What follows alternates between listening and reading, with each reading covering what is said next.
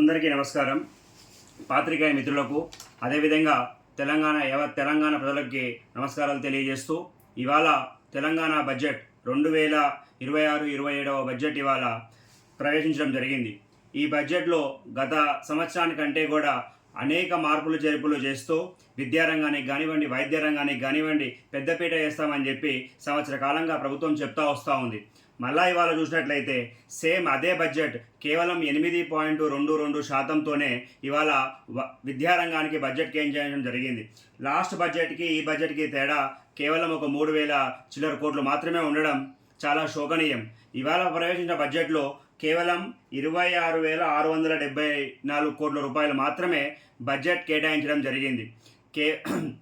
సాక్షాత్తు విద్యా కమిషన్ వాళ్ళు ఏర్పాటు చేసిన విద్యా కమిషన్లోనే ఆ విద్యా కమిషనే 18% వరకు మీరు రాష్ట్ర బడ్జెట్లో ఉన్నటువంటి కేటాయింపులు చేయాలా అని చెప్పి రికమెండ్ చేయడం జరిగింది. 18% కాకపోయినా సరే ఈ సంవత్సరంలో కనీసం 11-12% అయినా చేస్తారు అని చెప్పి అందరం కూడా పెద్ద ఆశతో ఎదురు చూసినాం. కానీ కేవలం మళ్ళా 8.22 బడ్జెట్ పెట్టి ఇంకా విద్యా వ్యవస్థని ఇంకా మెరుగుపరిచే విధంగా ఉండాలి. కానీ ఈ బడ్జెట్తో విద్యా వ్యవస్థలో పెద్దగా మార్పులు ఏమీ రావని చెప్పి డిఎస్ఎఫ్ఐ తీవ్రంగా ఈ బడ్జెట్ని ఖండిస్తూ ఉంది.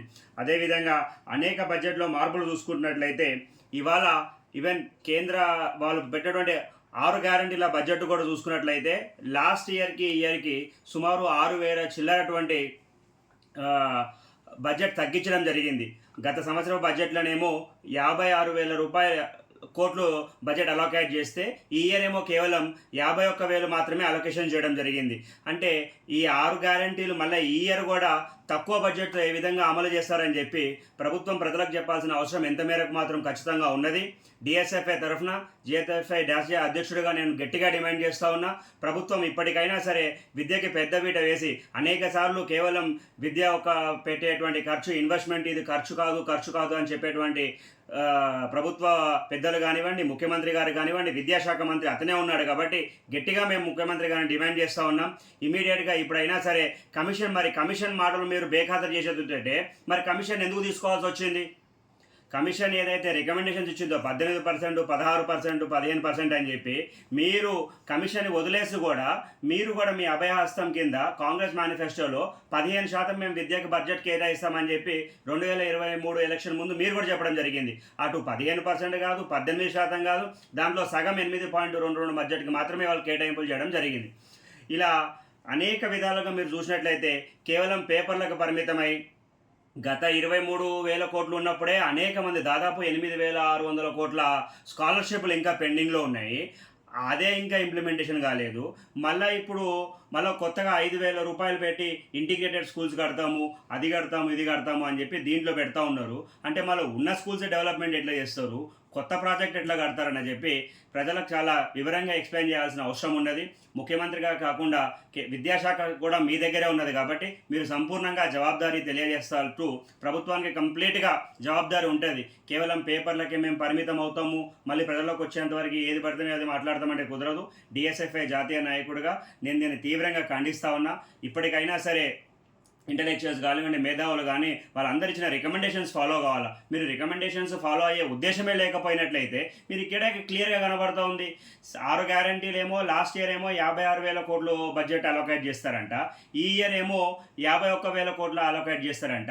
అంటే బడ్జెట్ పెరిగితే అలా ఏవైనా గ్యారంటీలు అమలు అవుతాయి లేదా తగ్గిస్తే అమలు అవుతాయి అని చెప్పి ఇప్పటికైనా క్లియర్గా కనబడుతూ ఉంది. మీరు ప్రభుత్వం ఇంకా కూడా ప్రజల్ని మోసపూరితంగా ఇవన్నీ కాకుండా ప్రజలకు మేలు చేసే విధంగా చేయండి. కేవలం ఇంకా సంవత్సరాల కాలం మాత్రం మీకు సమయం ఉన్నది కాబట్టి మేము క్లియర్గా డిమాండ్ చేస్తూ ఉన్నాం.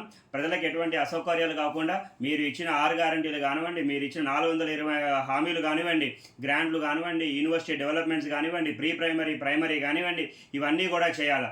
ఒకటి అభినందనీయం ఏంటంటే ఈ బడ్జెట్లో వాళ్ళు ప్రవేశపెట్టిన దాంట్లో ఇంటర్మీడియట్ వాళ్ళకు కూడా మధ్యాహ్నం మిడ్ డే మీల్స్ కవర్ చేస్తాము అని చెప్పి వాళ్ళు చెప్పడం జరిగింది. దీన్ని డిఎస్ఎఫ్ఐ తరఫున నేను అభినందిస్తా ఉన్నా. అదేవిధంగా కేజీ టు పేజీ బ్రేక్ఫాస్ట్ కూడా వాళ్ళు పెడతాము అని చెప్పి డిక్లేర్ చేయడం జరిగింది. ఇప్పుడు ఉన్నటువంటి మధ్యాహ్న భోజనం ఏ విధంగా అయితే చేస్తున్నారో అట్లాంటి అవకతవకలు కాకుండా బ్రేక్ఫాస్ట్ అయినా సరే ఖచ్చితంగా ముందుకు పెట్టి ఇది కూడా చాలా అభినందనీయం. అదేవిధంగా ఐటీఐ వాళ్ళకి చేసే వాళ్ళకి 2,000 రూపాయలు అప్రెంటిస్షిప్గా ఇస్తా అంటున్నారు ప్రభుత్వం.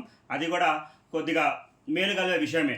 ఈ మూడు వదిలేసి ఆన్ ద హోల్ మాత్రం కేవలం 26,000 కోట్ల రూపాయలతో బడ్జెట్ పెట్టడం చాలా శోచనీయమైన విషయం ఇది విద్యారంగానికి. ఇప్పటికైనా ప్రభుత్వం దీనికి ఎక్స్ట్రా ఇంప్లిమెంట్ చేసుకొని ఇంకా విద్యారంగానికి ముందుకు చూసుకోవాలని చెప్పి డిమాండ్ చేస్తూ ఉన్నాం. Thank you.